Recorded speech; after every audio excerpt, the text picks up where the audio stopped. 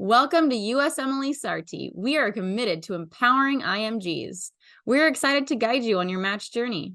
Don't forget to click subscribe and turn on notifications so you can get notified whenever we add new content.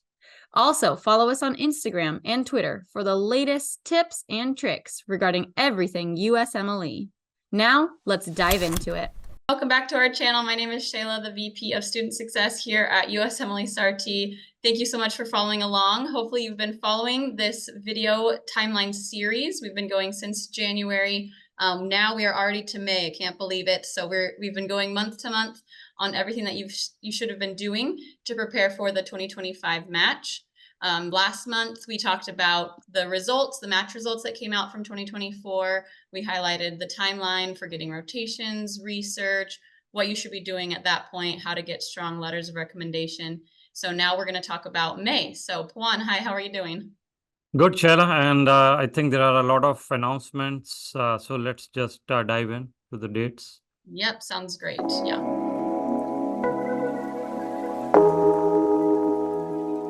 Okay, so ECFMG has come out with the deadline for this year, which is really important. Everyone should be paying attention to those deadlines. So Pawan, what are those dates we should be watching for? So I think the first date is June 26th. IMGs can start, the tokens will be distributed then. And as an IMG, you can then start uploading or requesting your LORs to be uploaded. You can actually start working on your ERA CV and personal statement. So June 26th is an important date. That'll be the first date when you can start on your ERAS application. So keep that in mind. It is September 4th. September 4th is when you can actually start submitting the applications to the programs. So date to remember. But September 25th is when the programs actually can access your application. So that for most IMGs, that is the first date or the deadline as they will. So we strongly recommend that between September 4 and September 25th, you submit, complete your application and submit. But remember, there is no difference whether you submit it on September 4th or 25th, because the programs will only access it on September 25th. So something that's always confusing to the IMGs, is it September 4th? Is it 25th? Does it make a difference? No, it doesn't make a difference. Okay, as long as they're in by that 25th deadline. So then another question we often get is, can I still do rotations and research in that month of September? Yes. Yes.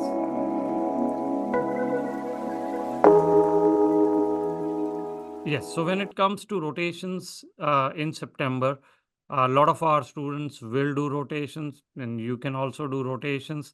One thing to remember is that during the peak time, the LORs take about a week or so to process, even after your preceptor has uploaded it. So don't ask for an LOR on 24th or 25th, because then it'll be ready for use only in the first week of October. So you have to plan in a way that your LOR is at least the preceptor has uploaded by September 17th, 18th. It takes a week. So by September 25th, it is ready. Otherwise, what happens is it'll always show in processing.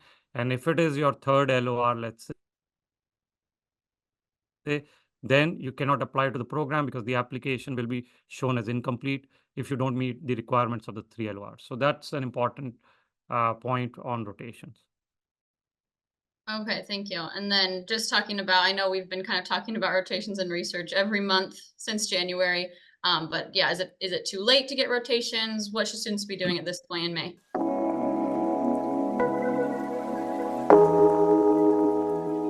So many of the most popular rotations, say with the program directors, with the hands-on, inpatient, and some of the very strong rotations tend to fill up. In fact, I think, Shala, we have filled a lot of them till August. So I think booking them sooner than later will be a good idea.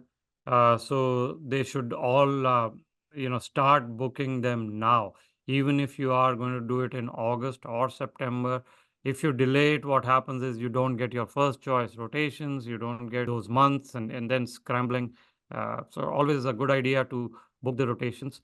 On research also, the sooner you get started, the better it is, because at least by September, then you can submit it. Our research projects have started with Dr. Weissman and all manuscripts and a lot of conference abstracts. So if you start now, then by August, September, you will be in a position to at least submit, and it shows up on your ERAs as research publication. But if you wait too long, then you may not be able to at least submit by September 25th. Perfect. And then the other question now, I guess, is, are we too late for the 2025 match? A lot of students maybe haven't taken step 2 yet, or going to take it soon. Can they still make it for this match this year?